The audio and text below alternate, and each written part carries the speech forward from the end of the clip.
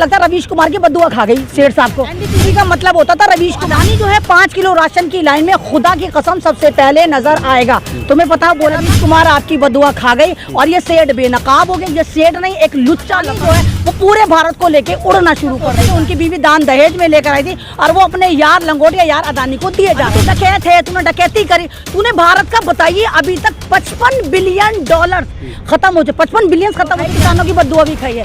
किसानों को जिस तरह लूटना चाह रहा था, चैनल जो मुजरे कर रहा था, कॉर्पोरेट चैनल जो मुजरे करके इनको देशवादी बता के और किसानों को आतंकवादी बता रहा था, आलिस्तानी खालिस्तानी बता रहा था, फर्जी किसान बता रहा था, 500 रुपए लेके इनकी दादियों को टारगेट कर। हसन, अगर तुम्हें याद हो, तुम लोगों को याद हो, यही जगह थी और यहीं से 2 महीने पहले जब अदानी को नंबर 2 पर लाकर इम्प्लांट करा गया था, दुनिया का नंबर 3 दूसरे नंबर पर लाकर इम्प्लांट करा था, तब मैंने उस वक्त कहा था कि अगर अदानी पे सही मायने में खुदाई करी जाए, इसके तमाम कर्जे देखे जाएं, तो अदानी जो है 5 किलो राशन की लाइन में खुदा की कसम सबसे पहले नजर आएगा। तुम्हें पता बोला था, क्योंकि आप एक चीज की ग्रोथ दिखाए जा रहे हैं, लेकिन जो बैंकों से उधार ले रहा है वो नहीं दिखा रहे। और शायद हिंदुस्तान का कोई ऐसा बैंक नहीं बचा जहां से अदानी ने उधार ना लिया हो, चाहे वो सरकारी हो चाहे वो प्राइवेट हो।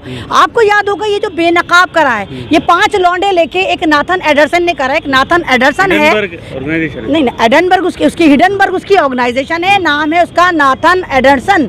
वो इजराइल में एक एम्बुलेंस चलाता था। एम्बुलेंस चलाने के बाद उसको लगा कि फाइनेंस में कुछ करना चाहिए, तो उसने एक अपनी कंपनी लॉन्च करी। उसने सोचा कि ऐसे लोगों का पोस्टमार्टम करा जाए जो मैन मेड डिजास्टर की वजूहात बनते हैं। मैन मेड डिजास्टर यानी कि वो ऐसे लोग जिनकी वजह से दुनिया में आपदा आती है, यानी कोई नेचुरल आपदा ना हो, मैन मेड डिजास्टर हो। तो उसने पहले निकोला कॉर्पोरेशन को बेनकाब करा। निकोला कॉर्पोरेशन जो था अमेरिका की सबसे ऊंची कंपनी थी। जब उसने उसको बेनकाब करा तो वो कंपनी कहाँ गई किसी को नहीं पता। उसके बाद उसने भारत की तरफ नजर दौड़ाई कि देखो भारत का एक आदमी जो कहीं से कहीं तक था नहीं, और प्रधानमंत्री सन 2014 में, यानी भारत के एक प्रधानमंत्री जो खुद को चाय वाले कहते हैं, वो अदानी के प्लेन से उतरते हैं और उसके बाद जिस प्लेन से उतरते हैं वो अदानी जो है वो पूरे भारत को लेके उड़ना शुरू कर देता है। चाहे वो LIC हो, चाहे वो मेट्रो हो, चाहे वो पेट्रोलियम हो, चाहे वो तमाम हमारे अड्डे हो, चाहे वो हमारी रेलवे स्टेशन हो, चाहे वो हमारे एयरपोर्ट हो, तमाम के तमाम फ्री में। मोदी जी ऐसा सोचते कि उनकी बीवी दान दहेज में लेकर आई थी और वो अपने यार लंगोटिया यार अदानी को दिए जा रहे थे।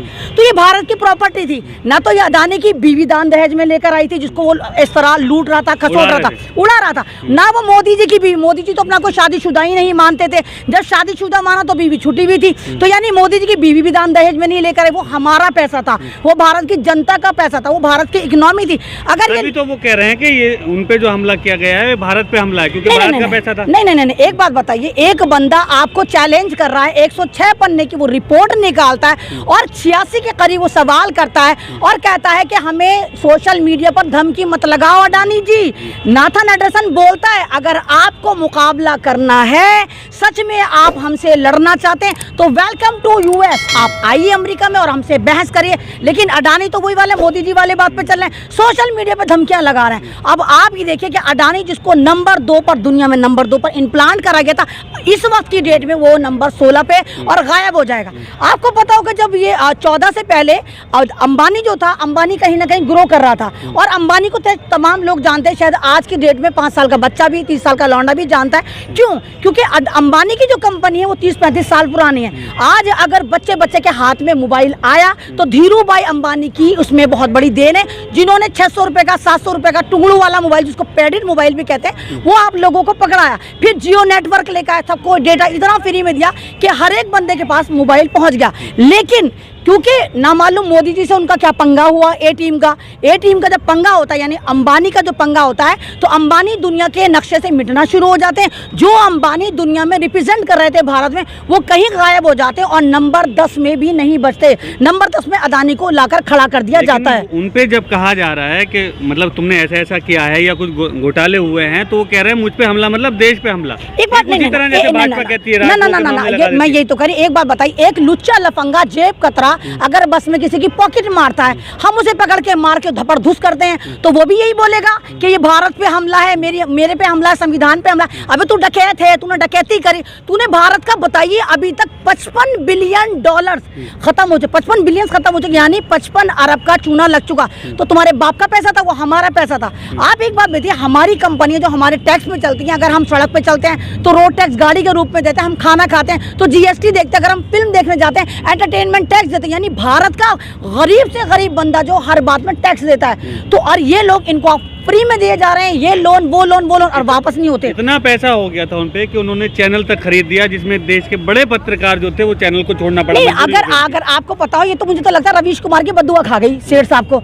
रवीश कुमार ने जिस तरह रिजाइन करा, और एनडीटीवी को कोई नहीं जानता था। एनडीटीवी का मतलब होता था रवीश कुमार। मेरे बच्चे भी कहते थे रवीश कुमार आर से आता है, लेकिन एनडीटीवी तो एन से आता है। जब रवीश कुमार का मतलब एनडीटीवी और एनडीटीवी का मतलब रवीश कुमार है, तो यहाँ पर एन की जगह आर टीवी क्यों नहीं है? और जिस तरह एनडीटीवी ने मजबूर करा रवीश कुमार को वहां से निकाला, और भारत की जनता जो रवीश कुमार के पीछे थी, बावली थी, और कैसे लोग रो रहे थे, तो यहाँ पर उसने पहले ही कहा था कि सेठ ने चैनल खरीद लिया है। तो कहीं ना कहीं मुझे लगता है कि रवीश कुमार आपकी बदुआ खा गई और ये सेठ बेनकाब हो गए। ये सेठ नहीं, एक लुच्चा लफंगा है, एक तरह का आप ये कहिए एक ऐसा डकैत है जो भारत की इकोनॉमी की जो नैया है उसको डामाडोल करने में सबसे ज्यादा नाम अगर लिखा जाएगा तो वो अदानी ग्रुप का लिखा जाएगा। लुच्चा लफंगा मतलब आप क्या कह रहे हैं? नहीं तो आप क्या कहोगे? आप क्या कहोगे? आप क्या कहोगे? आप क्या कहोगे? आप क्या कहोगे? आप क्या कहोगे? हाँ, वो तो इसलिए खरीदा ना।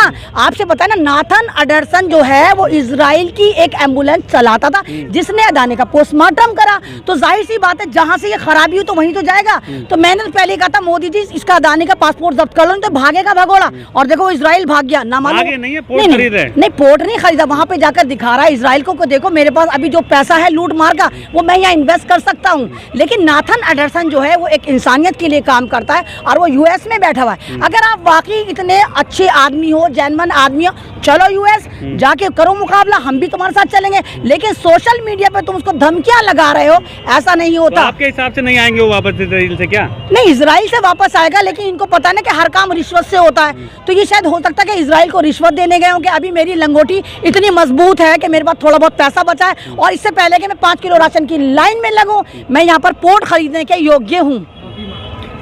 पहली बार जो है वो माफी मांगा जनता के सामने, पहली बार अडानी को माफी मांगा, तो माफी मांगना पड़ेगा। मैंने क्या कहा, इसकी बीवी दान दहेज में नहीं लेकर आई थी, हमारा पैसा था, ये जनता का पैसा था। अगर जनता ही अदानी पर से विश्वास खो देगी तो ये तो धूमधड़ाम हो जाएगा। और इसके पीछे कहीं ना कहीं मुझे अंबानी का हाथ लगता है, क्योंकि जिस तरह अंबानी की गद्दी इसने हासिल करी, अंबानी को तमाम जगह से बाहर करा, तो इस बेनकाबी में मैं ये नहीं कह रही घोटाला है, कहीं ना कहीं अंबानी ने भी यहाँ पर समर्थन दिया है और इसको बेनकाब कर। और जिस तरह आप देखिए, तमाम अदानी की आज की मैं रिपोर्ट देख कर रही हूं, तमाम शेयर बाजार डाउन हो रहा है, कोई 20% नीचे गिर गया, कोई 25% नीचे गिर गया, तो तमाम लगातार ये धपड़धूस हो रहा है। और ये कहीं ना कहीं आप लोगों की कामयाबी है, मीडिया की कामयाबी है। क्योंकि अगर ये देखिए, हमारे भारत में ईडी सीडी ना मालूम कौन कौन सी एजेंसियां हैं, मतलब 5 लॉन्डो को लेके एक अमेरिका में बैठा हुआ, किराए के कमरे में बैठा हुआ एक लड़का इसको बेनकाब करा। लेकिन हिंदुस्तान के मीडिया ने ये हिम्मत नहीं करी, हिंदुस्तान के सोशल मीडिया ने ये हिम्मत नहीं करी।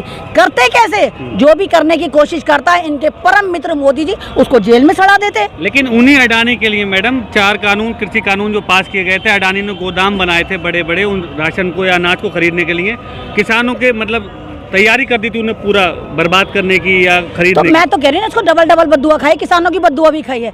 किसानों को जिस तरह लूटना चाह रहा था ये, और किसानों को जिस तरह ये देशद्रोही बता रहे थे, इनका जो जिन्होंने इनका पालतू चैनल जो मुजरे कर रहा था, कॉर्पोरेट चैनल जो मुजरे करके इनको देशवादी बता के और किसानों को आतंकवादी बता रहा था, आलिस्तानी खालिस्तानी बता रहा था, फर्जी किसान बता रहा था, 500 रुपए लेके इनकी दादियों को टारगेट करा जा रहा था। तो ये किसानों की भी बहुत बड़ी जीत है, हम लोगों की भी बहुत बड़ी जीत है, और कहीं ना कहीं रवीश कुमार की बद्दुआ काम कर गई। अब कैसे देखते हैं, अगर इतने बड़े उद्योगपति देश में डूब रहे हैं तो फिर सरकारें क्या कर रही हैं? नहीं देखिए, सरकारों को एक तो पहली बात ये है कि जो भी सरकार आती है, चाहे LIC है, चाहे मेट्रो है, चाहे एयरपोर्ट है, चाहे रोड है, वो हमारा है, वो जनता का है। तो इन लोगों ने क्या करा, तमाम का तमाम मोदी जी ने अपने यार को दे दिया, प्राइवेट हाथों में दे दिया।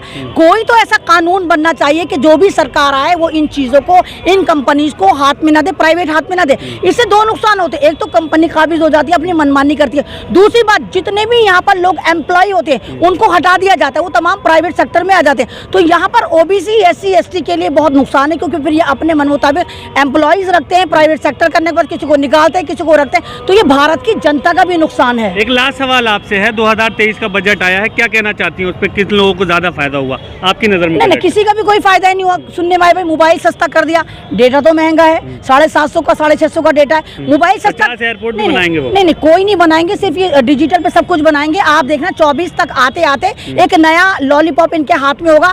भारत के जगह जगह राम मंदिर का स्लैटर लगाएंगे और सबको पकड़ पकड़ के कहेंगे चलो बुलावा आया है, राम ने बुलाया है। ये सिर्फ पॉलिटिक्स जो करेंगे, धर्म पे करेंगे। इनको पता है कि भारत की जो भोली भाली जनता है वो घंटे बजाने पे यकीन रखती है, उसको राशन ना मिले, खाना ना मिले, पैसा ना मिले, लेकिन वो घंटा बजाने पे, हिंदू बनने में बहुत ज्यादा यकीन रखती है। और मोदी जी ने, अगर आपको पता हो, बजट में ये कहा हम 5 किलो राशन 1 साल तक देंगे, यानी तुम्हें अभी भिखारी बनाने की और तैयारी है।